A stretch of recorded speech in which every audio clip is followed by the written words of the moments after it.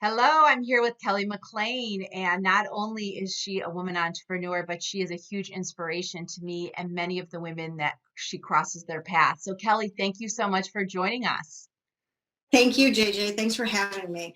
I don't even know where to start. I feel that we met working on our building our businesses, but it wasn't until I really got to know your story that really, just the light that illuminated around you of how you approached your business, how you started your business, especially in a time of such turmoil. So, can you share a little bit about your journey?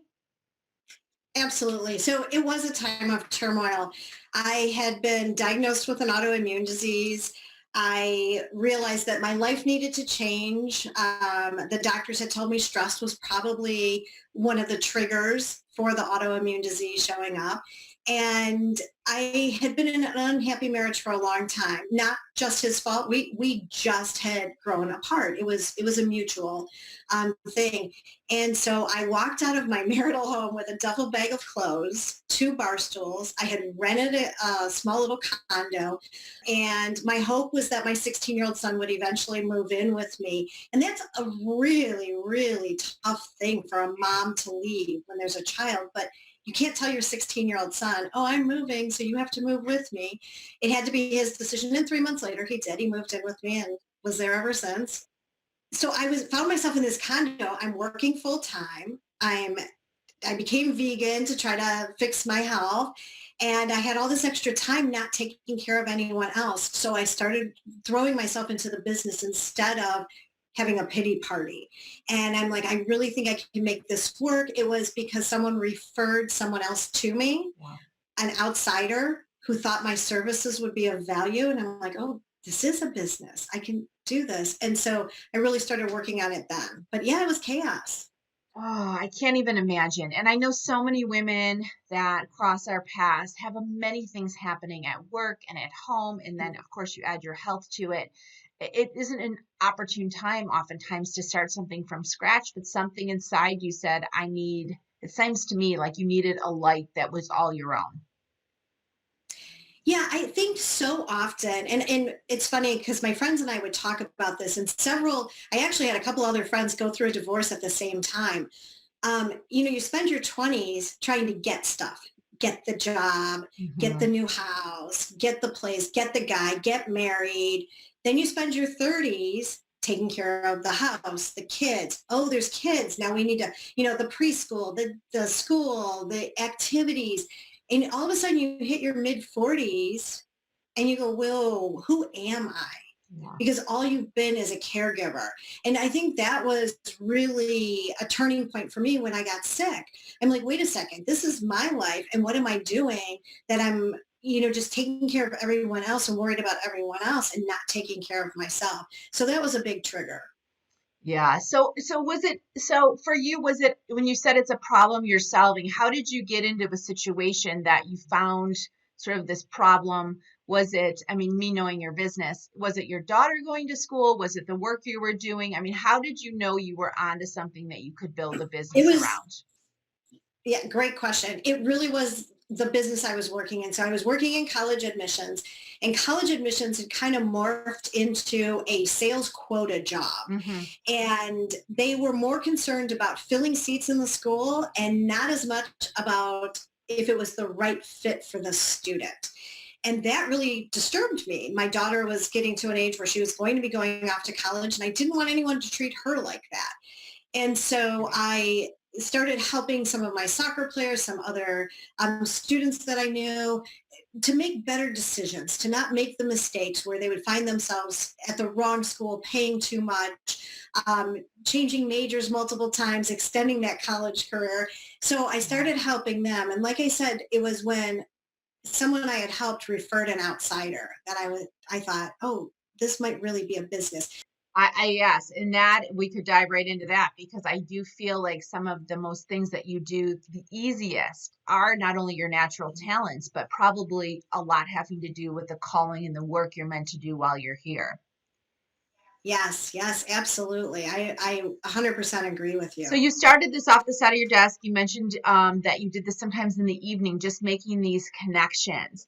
And where did you get the strength? Because, you had already mentioned you were going through so many different, shifting plates underneath your feet. How did you get up enough courage to charge people, to put a name on it, to make it something? Yeah, that was really kind of scary. And it was a couple different things. There's not just one piece that helped me. Um, my mother had quit her job when she was in her 50s and started her own business as an interior designer. At the time, my mother was terrified to drive on highways. And all of a sudden, she had people on the east side calling her for, interior design work. And so she had to get that courage to do that. And I think that was kind of, in the back of my mind, like if she could overcome that huge fear. But then I would have other people who would say, oh, that's a great idea. Oh, you could definitely turn this into a business. That's a great idea. And I stole their confidence when I was like, oh, I can't do this. How could I charge someone? Well, so-and-so said they would pay for it. So there must be others that'll pay for it. I really have to do that. And a few months into the journey, I read about a business accelerator coming to the east side of Cleveland, and I joined it.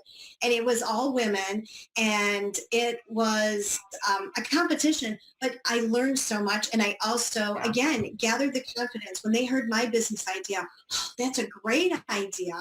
It just buoyed that whole process. And I mean, there were rough times. I mean, trust me, it was not an amicable divorce, even though we both knew we played a role in it. And so there were, I took phone calls where I was the dumbest person on earth. And what did I think I was doing?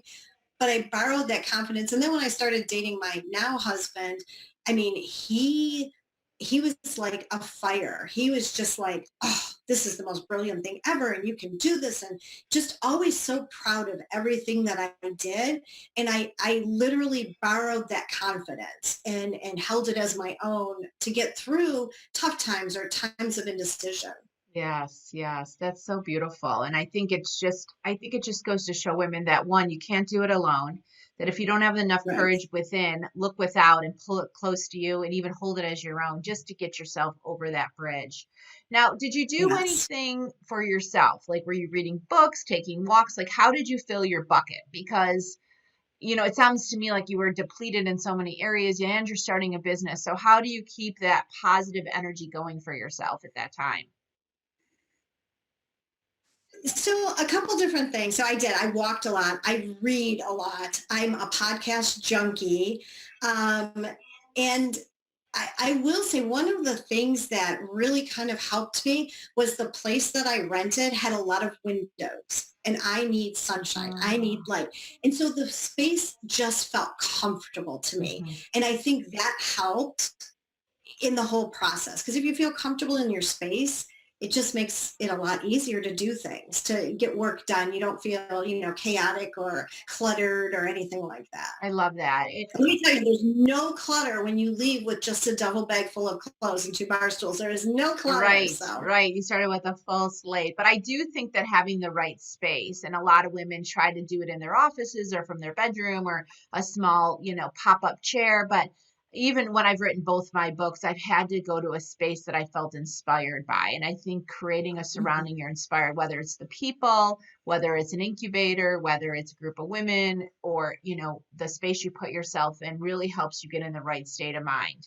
Well, I have just loved absolutely. this. I think it's just so amazing to hear women's stories because I think when people look at you and look at me and all the other women in their lives, they think we sort of landed in this spot, not really understanding the journey it took to get to this moment. And I think this is just such a beautiful way to share our ups, downs, hurdles, so that other women can start from wherever they are in their journey. Absolutely. You are so right, JJ. So right. Well, Kelly, thank you so much for joining us. Please check below for all of Kelly's details. And if you have a student that's thinking about getting ready for college, Kelly is a great resource and her entire staff. They have multiple services from tutoring to test prep to selecting the right college and even helping after the college process. So hopefully you'll check out Kelly's website below.